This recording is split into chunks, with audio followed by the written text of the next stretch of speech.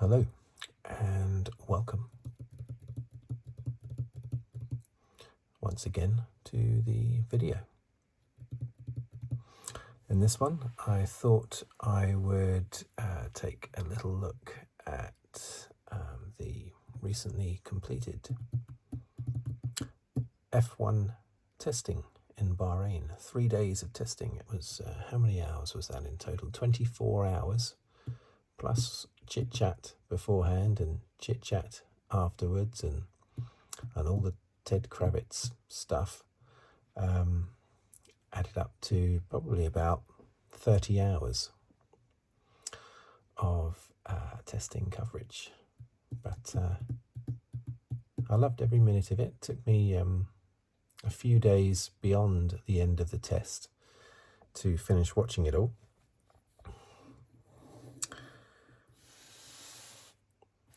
But I have now finished. And so I just thought I'd give my thoughts on it. And yeah, but the big thing to remember is that I'm certainly no engineer. I do not have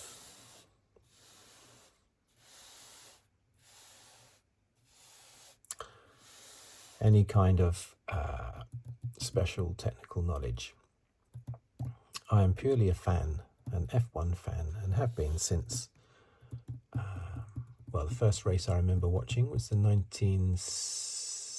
there was a race in the 70s. I remember looking at the six-wheeled Tyrrell, a Formula 1 car with 6 wheels on it. Crazy. The Tyrrell, and that only raced in 1976, so therefore I must have watched part of a race at least in 1976 when I was only 5 years old. But my brother was a big fan of, well, not a big fan, but a small fan of Formula 1, so my older brother, so he would have been watching it. But I started following it avidly from the early 80s. Every single race from the Monaco Grand Prix 1982 onwards. Before that, it was sporadic races. But so I am a fan of, so I have quite a lot of knowledge of the history of all those years that I've been watching, and, you know, basic technology knowledge. But I'm not Bernie Collins, basically. Okay, that's if you follow Sky F1. Okay, so Bahrain testing. Let's just write it on here, shall we?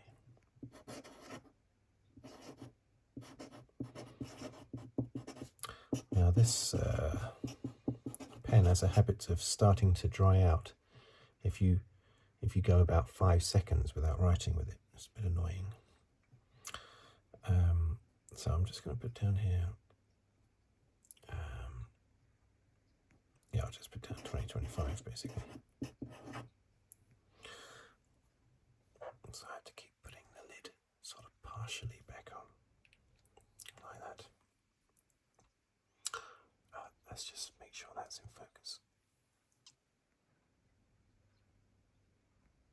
Come on, be in focus. That's it. Now. Okay, so what did I think? Well, for starters, I thought it was great that no teams had a completely disastrous test. Obviously, there were some teams that had technical issues, a few little problems. I mean, Haas had, their engine cover fly off at one point, didn't they? Or tear apart, basically. Yeah, Red Bull had their issues. Ferrari had their issues, where they had technical issues on the last day, which stopped Hamilton from being able to do a long run. But these were all sort of minor issues. I remember in the past, well, there was one year when Williams turned up to the test late, didn't they? They missed 1 or 2 days. That might have been when there were 2 3-day tests, though. But yeah, they turned up late because their car wasn't ready. All of the cars were ready, and they were all pretty reliable. Better than normal. And you would expect that because this is the last year of this particular period of the rules, basically, before they change again next year. So this car in particular is more of a development of last year's car. So you would expect them to be more reliable. Now the standout, you get an idea, even though of course with testing, as I'm sure everyone's aware, everyone's running different fuel loads, everyone's got different programs that they're doing. They don't all follow the same program. They tend to do all the same things, but not in the same order. They all have different programs. And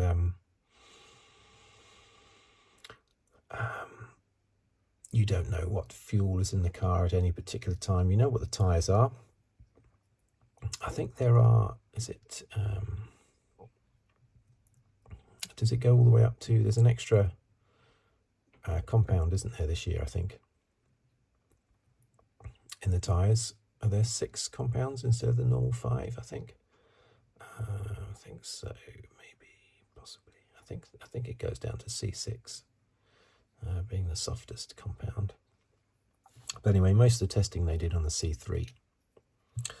That seems to be what they mostly did. The standout performer, though, I would say, because you do get an idea over the test, even I can see it without listening to the commentators, that McLaren are probably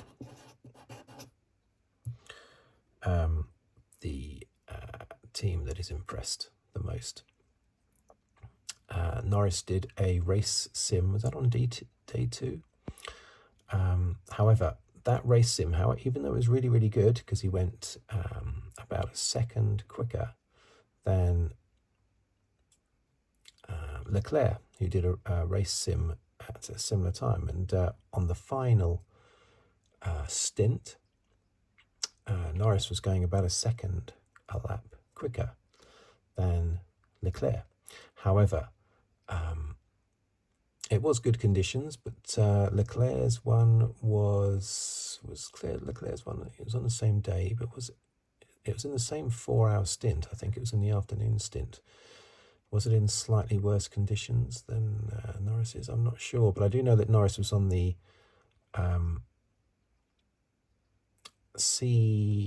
what tyre was he on? He was on the better tyre on the final stint, I believe. I think he was on, wasn't he on the C2 on the final stint, whereas Leclerc was on the C1. So Norris was on a faster tyre on that final stint, I think. Plus also Norris said afterwards that they had, the other teams had more fuel on board. So he's specifically saying Leclerc had more fuel on board than he did. But that might just be sandbagging by Norris, I think. It was a very good, solid race sim. Piastri did one on the 3rd day, but Piastri's was not as quick, but I think it was to do with the conditions, tyres, that sort of thing. And also, I don't think Piastri finished his. I think he did 2/3 of his race sim. He didn't actually finish the race sim. So McLaren are looking probably the best at the moment. I would say Williams. I'm incredibly impressed by Williams.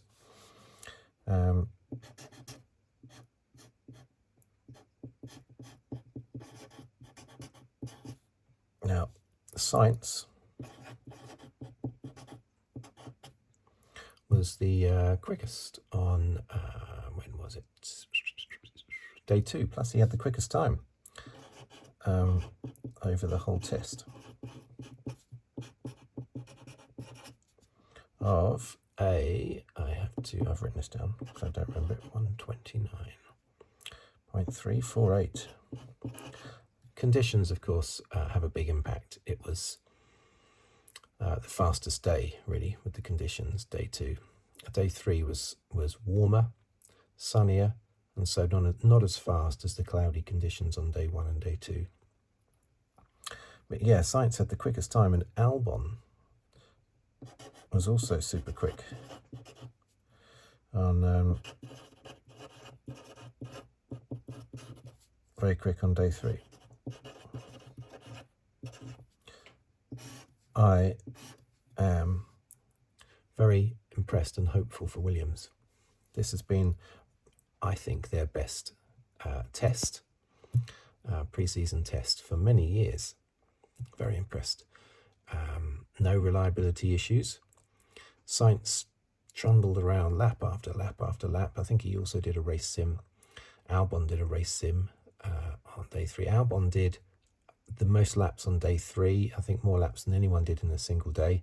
About 130 laps or something Albon did on day 3. I think Williams are looking very good. Not enough to challenge the big boys, but I think they're looking at 5th.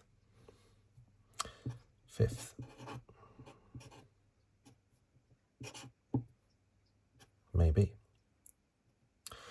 Because Aston Martin are not I don't like saying Aston.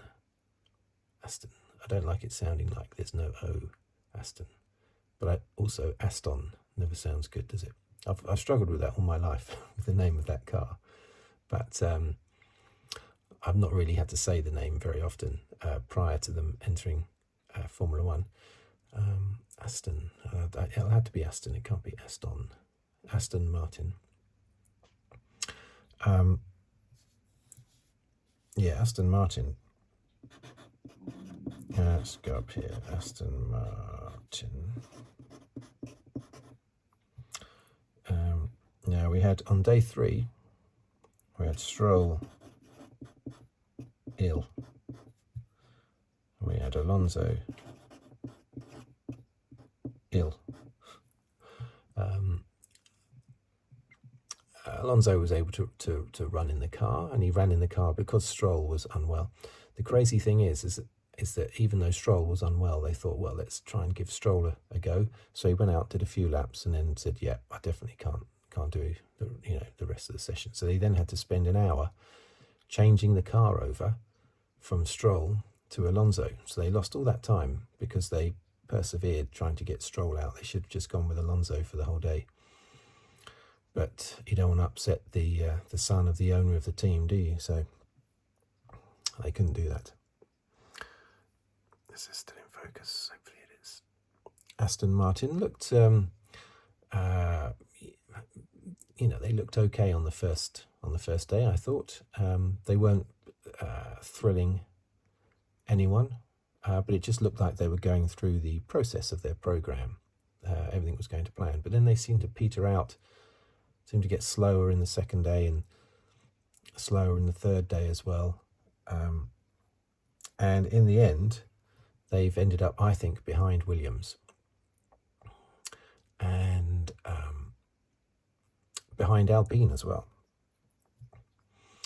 Now, what was the good thing that Alpine did? Oh yeah, of course, Alpine Gasly did a performance run on Friday, the third day. Yeah, he was on low fuel.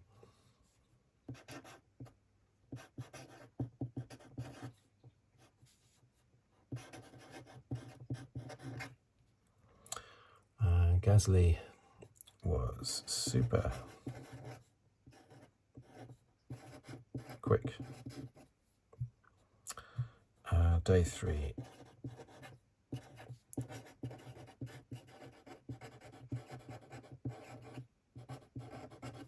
Performance run. He was super quick. He was at the top of the charts for ages. Very good. And so I think Alpine have had a very good test. Doohan was strong. He did a race sim, I think, on day 1. Did he? I think. He was okay, but Gasly was particularly impressive. But then again, it could have just been because when Gasly was in the car as opposed to when Doohan was in the car. But I think Williams and Alpine both looking good, especially Williams. I think I would put money on them being 5th in the championship at this moment. We should put here also Norris, quickest on day 1 with a 1:30. 0.430. Look at that, more than a second slower than Sainz on the second day. But again, it's different conditions. You can't tell for certain, can you? Now Ferrari. Yeah,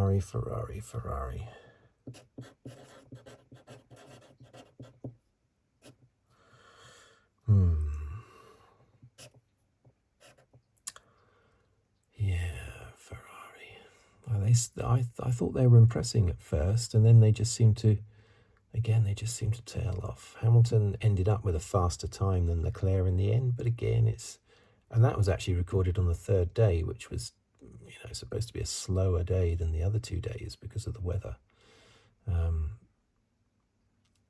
But that doesn't necessarily mean that Hamilton outperformed Leclerc in any way. I wouldn't suggest that at all. But Hamilton was very slow on the C4s, wasn't he? I'm going to put that down. Maybe the C4s are not helping his car, because I think was it Russell that didn't like the C4s on the previous day, but everybody else seemed to like the C4s.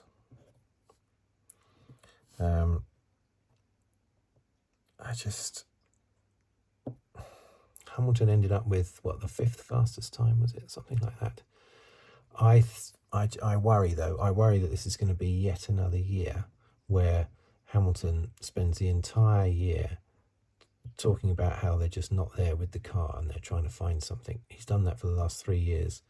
Is he in exactly the same position again with Ferrari, where he has to spend the whole season being just a few tenths off the pace, picking up maybe the odd win like he has done with Mercedes in the last few years, but basically being not in the championship hunt, and that worries me. That does worry me. That does concern me.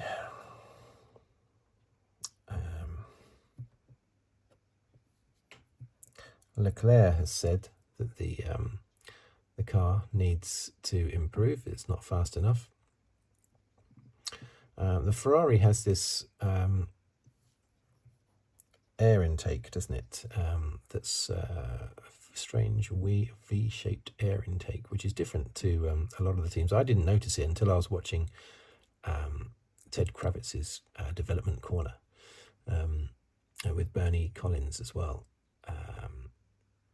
on Sky after all the testing. That was only then did I notice the really sharp, aggressive shape to Ferrari's air intake. Like a big V shape, notice.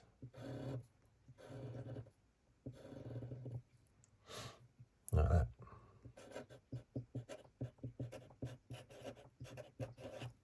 As opposed to McLaren's sort of round, oval shaped type thing, squashed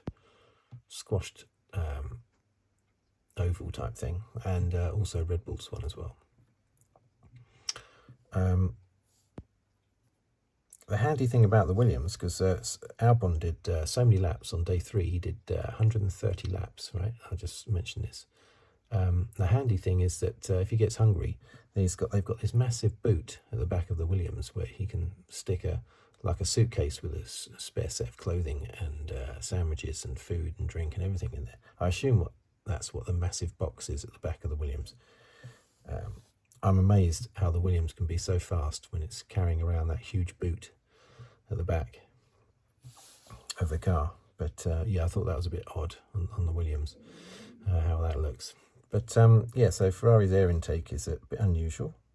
Sharp, pointy thing. I don't think it was like that last year, was it? It was more rounded, I think. I should look at my Ferrari model, but I don't have it within reach from last year. And Ferrari have gone for, they've got, not that I particularly understand the push rods and pull rods. I've never really got to grips with that. I've tried to get to grips with that, the actual technology, why one is better than the other, why you would pick one over another. Well, they've gone for a pull rod, They have been push rod for a number of years, having been pull rod before they were push rod, and now they're pull rod again. The only thing I do understand is that pull rod is better for weight, because most of the rod on the suspension is lower in the car, closer to the ground, and that helps with, well, they always want the weight as low to the ground as possible. That's the only thing I know really about the pull rod and the push rod. But Ferrari have gone pull rod this year, same as Red Bull and McLaren. And Mercedes, let me just write down Mercedes.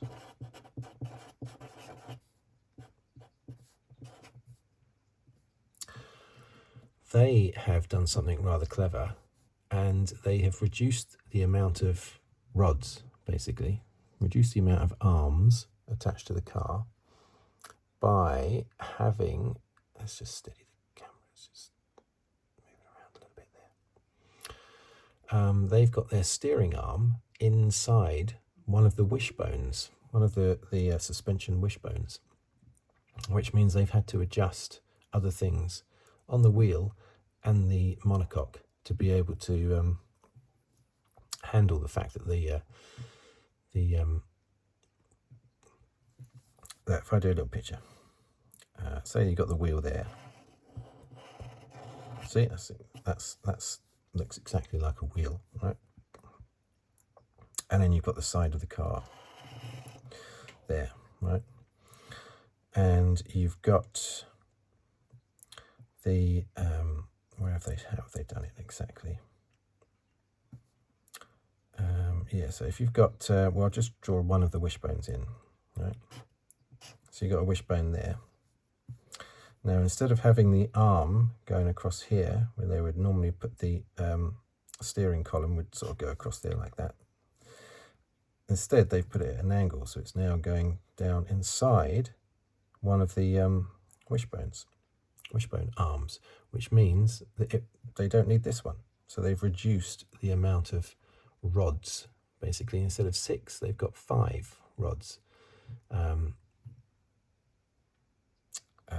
on the suspension, and the 5 rods being the 2 arms of the wishbone, upper one and lower one, so that's 4 arms for the 2 wishbones, and then the I think they're push rod. Are the Mercedes push rod? Oh, the Mercedes push rod. I think the Mercedes are push rod. And they don't have to have the steering rod arm thing because it's going inside one of the wishbones. So that's quite clever. What a fantastic drawing that is. Look at that. If that doesn't look like a wheel, I don't know what does. So, yeah, Mercedes, strong performance by, in particular, Russell.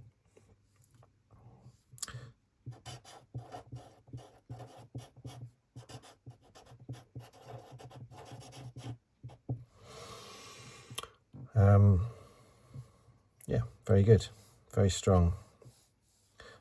Maybe you can't tell whether they're second overall, can you? You can't. We don't know where Red Bull are. Basically, Red Bull's a bit of a grey area. But Russell and Antonelli, very good performance, I thought. Very strong. Russell was quickest, wasn't he? Let's just put that down. On the final day, with a time of 1:29.545. 1:29.545. And he's been there or thereabouts in the top sort of 3 or 4 all throughout the test. Antonelli is learning to drive it, basically, so we can't expect him to be where Russell is, but I think Russell is looking very good. And I would not be surprised if he won in Australia. I would say possibly it's between,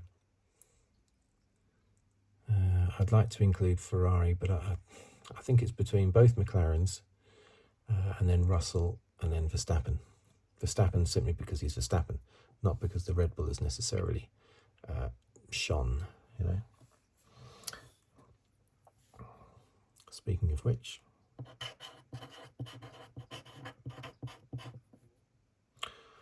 Red Bull. they spent a lot of time in the garage, lost a lot of time.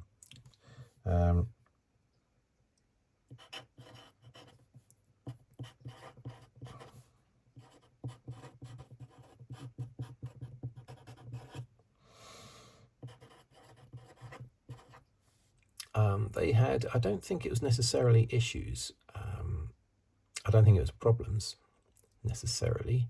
I think it was just that they were changing. They were struggling with the setup of the car, as opposed to there actually being reliability issues.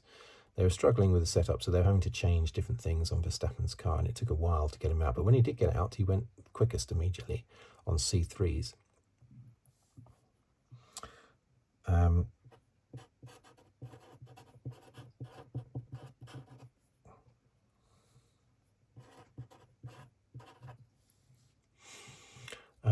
And then he was in a tussle with Albon and Russell as to who was going to be quickest. It ended up being Russell that was quickest in the end, but Albon supremely fast. So I want to be excited about Ferrari, but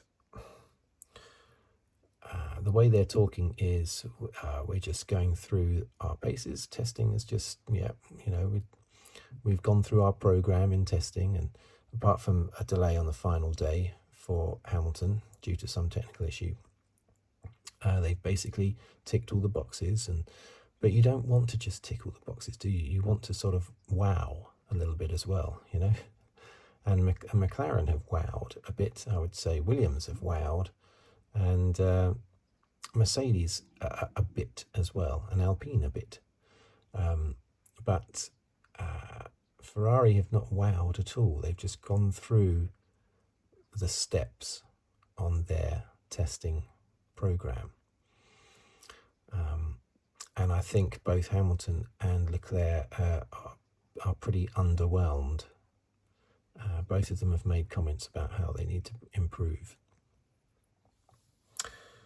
So that's not good, basically. It's very difficult to compare teammates from all these teams because, of course, they're not running at the same time. They're running in different conditions, different times of the day. The closest that they're running is 4 hours apart. No, not 4 hours apart.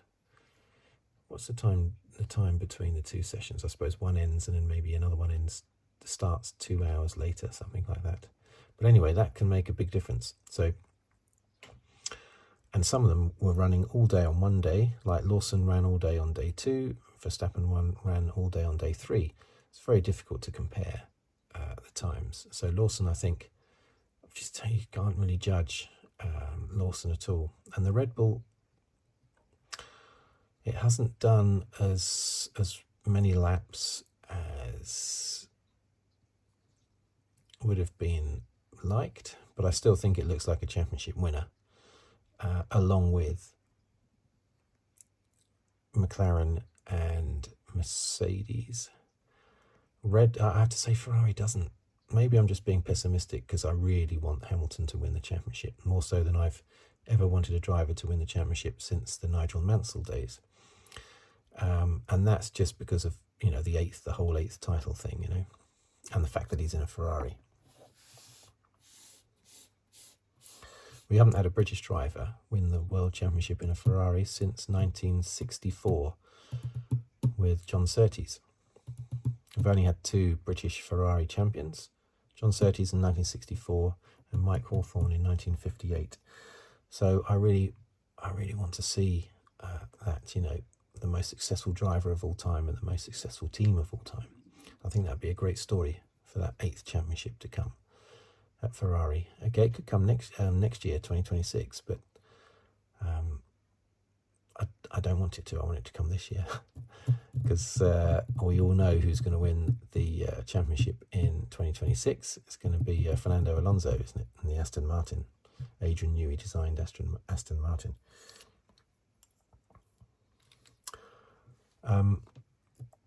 So yeah, I've tried to get excited about Ferrari, but about, in particular, Hamilton.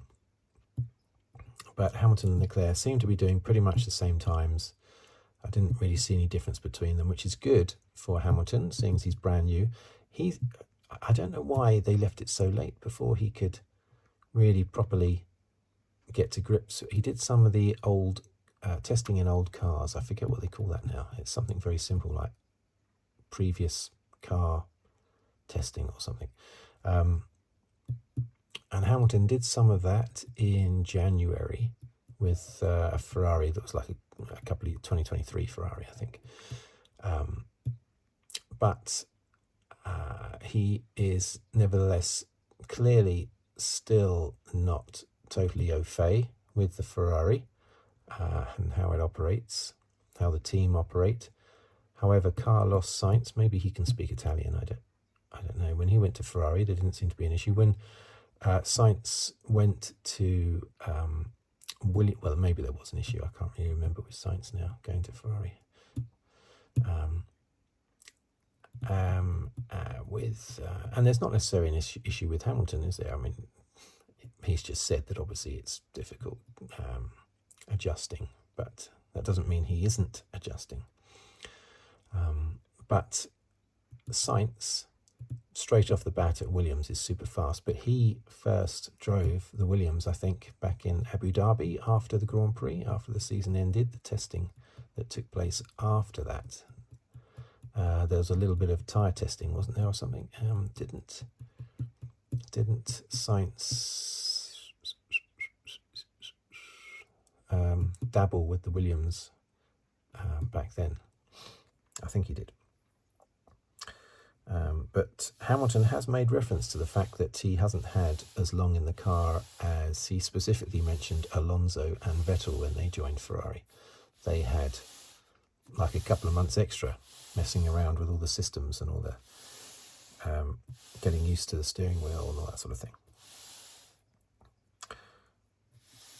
So Hamilton has definitely had a very short run into the season. And he certainly won't win the championship if it takes him a few races to get to grips with everything at Ferrari. Can't afford to let a few races go by, even in a very long season. Haas. Well, of course, Bearman lost his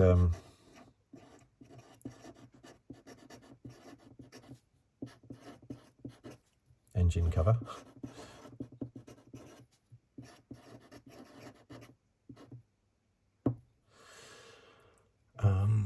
Bearman seemed to be doing lots of longer runs. He wasn't... I did hear it said after testing, actually, that Komatsu, Io Komatsu, there you go, I remembered his name, Io Komatsu, who someone pointed out to me, actually, on a comment, is also a company that's sponsoring Williams.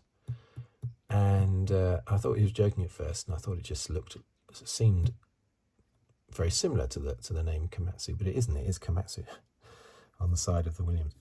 But anyway, Komatsu likes them to go out, heavily laden with fuel, rather than go out for super fast laps. So maybe the Haas is looking okay, but they were certainly very slow all throughout the test. But maybe that was, just simply because they were carrying lots of fuel. Don't really know with Haas. Sauber.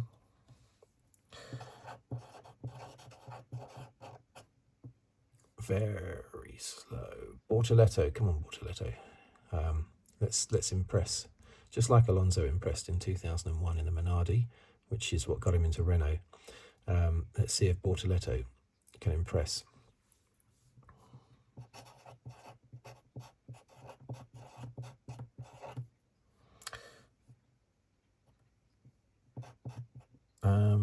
Hulkenberg, isn't it?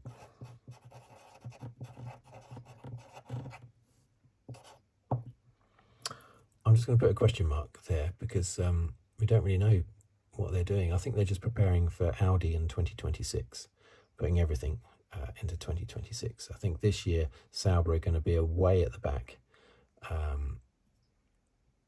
And I think Aston Martin could well be alongside them at the back because they're waiting for 2026 as well. with Adrian Newey. But of course, Adrian Newey can influence the car, any upgrades throughout the rest of the season. But it may well be that Lawrence Stroll and the other owners will want Adrian Newey to solely focus on 2026 and not get distracted by updates to the current car. That could well be the case.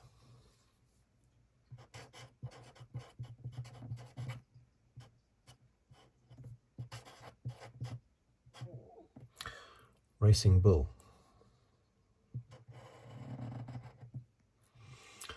Tsunoda was quite quick on day 3.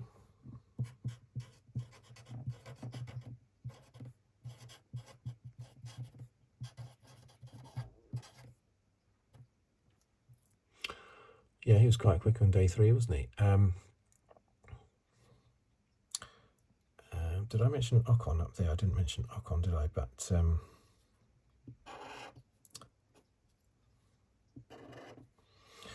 Ocon, I didn't really notice Ocon, I have to say, in this test that much. He wasn't the only one I didn't really notice. Is it JAR, isn't it? Hadjar, I thought, did loads of good, reliable running on the first day on Wednesday.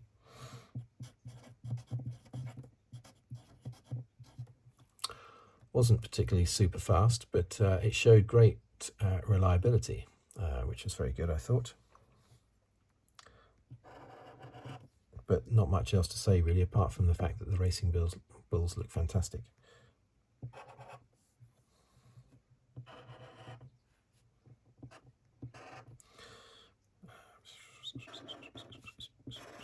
So 1, 2, 3, 4, 5, 6, 7, 8, 9, 10. I've sort of given Williams the biggest writing in the centre. They're very impressed with Williams. So my takeaway from the 3-day test is that McLaren, with I think Mercedes, I think Russell is going to be challenging straight away in Australia.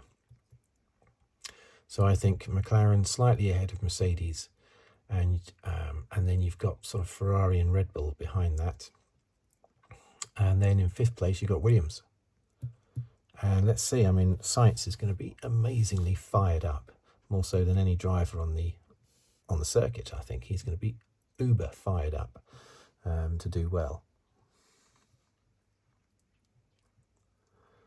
And so, yeah, I'm really looking forward to see what they can do.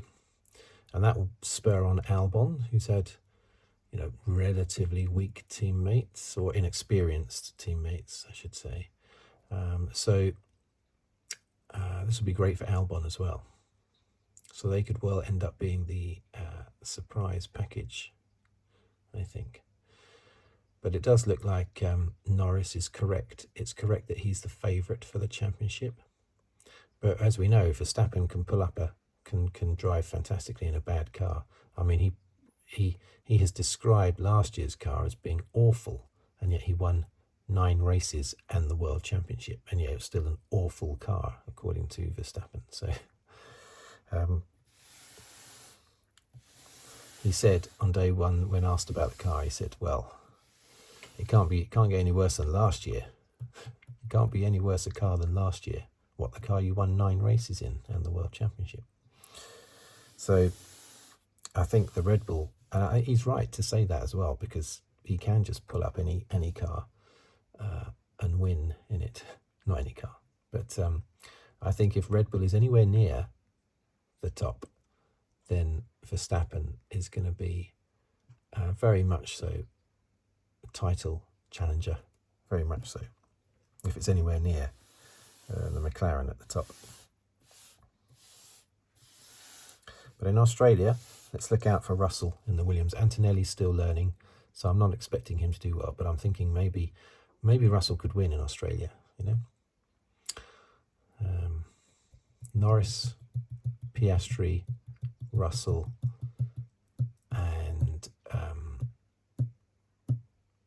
Verstappen. But I would probably say, I know I might get some grief, but I might trim it down to just 3, leave out Piastri, just have Norris, Russell and Verstappen. Those three competing for the win in Australia, I think. Norris, Russell and Verstappen. You heard it here first. Okay, thank you for watching. Thank you for listening. Remember, I'm just an F1 fan, and I welcome all comments. If you want to criticise anything that I've said in here that's actually inaccurate, if you want to correct me, basically, like maybe I got the push rods and pull rods and all that sort of stuff wrong, then please do so. I welcome all of that. And so any corrections, yeah, I'm fine with that. And also just any comments that differ to mine, because I'm basically a bloke who loves F1, who's chatting to other people that love F1. So we're all going to have different opinions. And I know from the comments that I get that there are definitely people out there watching my videos that know more about the technical side of Formula One than I do. So please, I welcome all those comments. I learn from plenty of those comments. So thank you for watching. Thank you for listening. If you'd like to subscribe, please do so, or like the video, or leave a tip on the thanks button below the video. And I will see you in the very next video, which I think will no doubt be about F1 again, as they all are in the build-up to the F1 season. And then I think during the F1 season, whenever there's a race, I'll do my usual little review of the race, like the day after, on the Monday normally. And on those Saturdays where there are Grand Prix, I'll put on a non-F1 video. I'll release a video that isn't about F1. Okay, thank you once again, and I'll see you next time.